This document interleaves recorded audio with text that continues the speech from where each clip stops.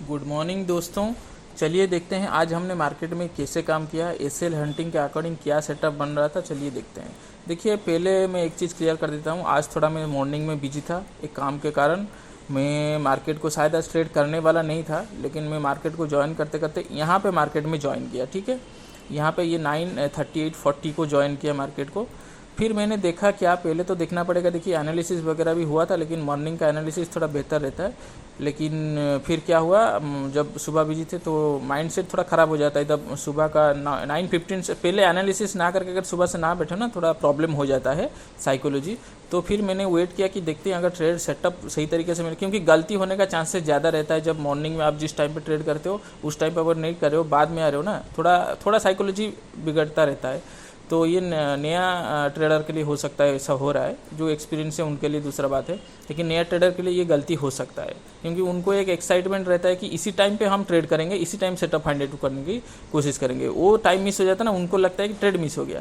तो ये सब साइकोलॉजी इशू रहता है। तो फिर मैंने इसी हिसाब से अपने आप को कंट्रोल किया। फिर मैंने वेट किया, देखा पहले स्टॉप लॉस कहाँ कहाँ अवेलेबल है। देखिए मार्केट कंटिन्यूसली डाउन गिरता जा रहा है, डाउन ट्रेंड में है, लेकिन ऐसे मार्केट डायरेक्ट नहीं गिरता है। मार्केट जो भी सेलर वगैरह पहले जो रिटेलर बैठते हैं उनको निकाल के गिरता है। ठीक है, तो यहाँ पर जो मार्केट ने पहले नीचे आया, क्लोजिंग प्राइस के पास से अपर साइड गया, यहाँ पे ब्रेकआउट करने की कोशिश की लेकिन नहीं कर पाया, नीचे आ गया। ठीक है, यहाँ पर अपर साइड में सेलर है और यहाँ पर सेलर बैठे हुए हैं, और जहाँ पे मार्केट ने क्लोजिंग दिया डाउन साइड लोअर लेवल के पास, यहाँ पे बायर भी बैठे हैं, सेलर भी बैठे हैं। ठीक है, तो अपर साइड जो सेलर है ना, ये जो सेलर है यहाँ पे स्टॉप लॉस तो अवेलेबल है, लेकिन ये प्रॉफिटेबल सेलर है, ये कभी भी निकाल सकते हैं अपना ट्रेड को। अगर मार्केट ज़्यादा बड़ा यहाँ पर गैप अप दे देता है तो निकल जाता है ऊपर साइड ना, तो ये लोग निकलेंगे। नहीं तो फिर अगर फ्लैट ओपनिंग वगैरह रहता है तो ये लोग नहीं निकलते हैं, और या फिर जैसे ही अपर साइड उनके तरफ आता है तो ये लोग निकलते हैं फिर। ठीक है, और खतरा किसके लिए, खतरा यहाँ पे जो बाय किया है ना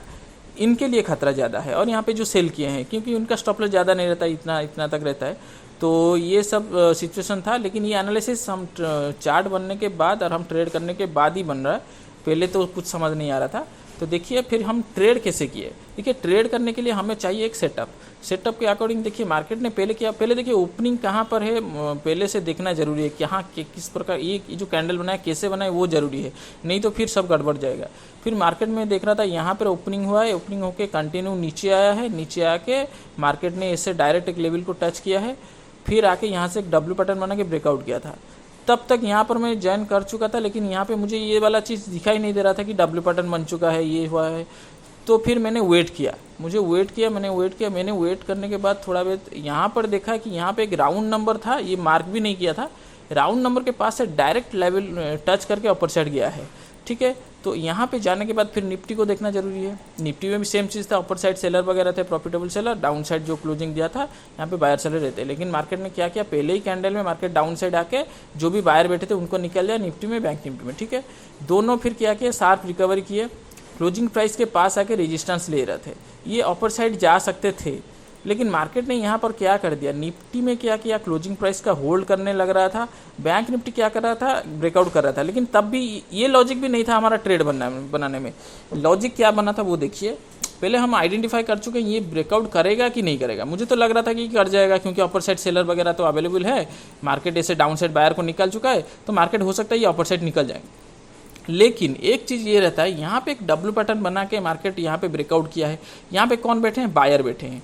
और सबसे बड़ा चीज़ है यहाँ पे राउंड नंबर से डायरेक्ट टच करके यहाँ पर आके अगर ये निकल जाता पहले थ्रू में तो ठीक है, लेकिन मार्केट क्या किया, यहाँ पे क्लोजिंग प्राइस के पास यहाँ पे रेजिस्टेंस लेने लगा, लेकिन यहाँ पे बहुत देर टाइम स्पेंड करने लगा। इस टाइम स्पेंड में क्या हो जाता है ना, डाउन साइड राउंड नंबर को देखते हुए बहुत सारे लोग बाय करने लगेंगे, यहाँ पे सेल कोई नहीं करेगा, बाय करने लगेंगे। ठीक है, और जो कोई भी सेल करेगा ना, यहाँ पे एक ब्रेकआउट दिया था, आप देखिए यहाँ पे जो ब्रेकआउट दिया था, डब्ल्यू पैटर्न बनना है तो कोई सेल नहीं करेगा। अगर कोई सेल किया भी होगा, ये जो ब्रेकआउट में ना यहाँ पे स्पाइक बहुत बड़ा आ जाता है। देखिए जैसे कि यहाँ पे देखिए आप मेरा ये वाला ही देखिए जो ट्रेड मैंने लिया था, यहाँ पे ये जो देखिए यहाँ पर अगर कोई सेल किया भी होगा ना 360 में, छोटा बड़ा, अगर छोटा वो क्या मतलब स्टॉप लॉस वगैरह दिया होगा इस कैंडल के ऊपर, जैसे कैंडल के ऊपर देते हैं ना, हम तो पॉइंट के ऊपर देते हैं, लेकिन बहुत लोग कैंडल के ऊपर देते हैं, इसके ऊपर दे दिया, इसके ऊपर दे दिया।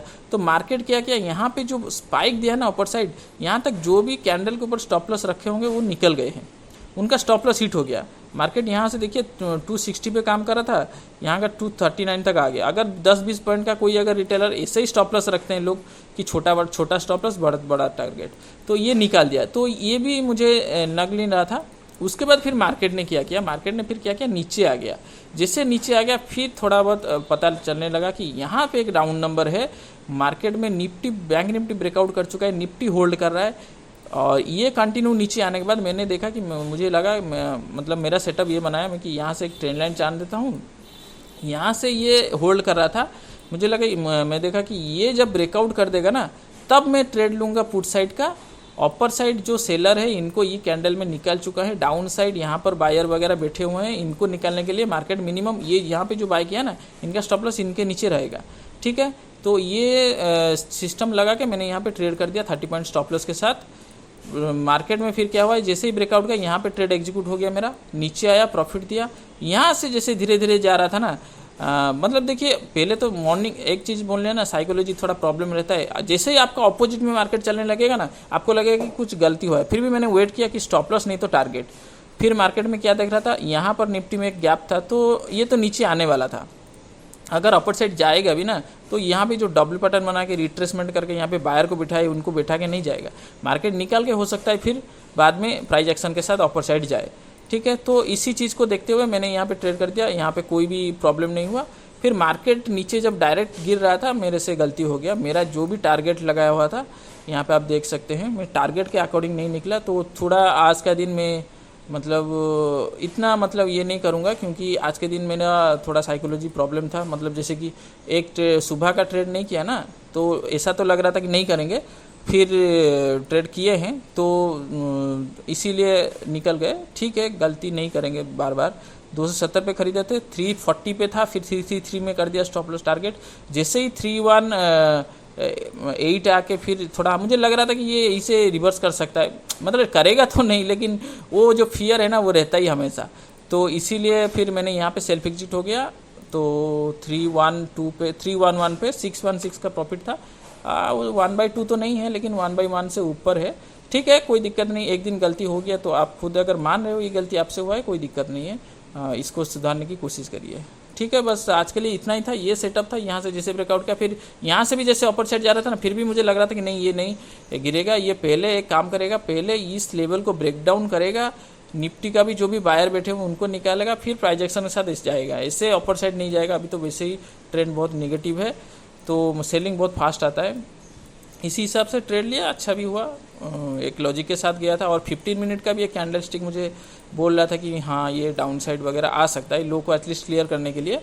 तो इस प्रकार का कैंडल बना के अपर साइड नहीं जाता है, बायर वगैरह बैठ जाते हैं।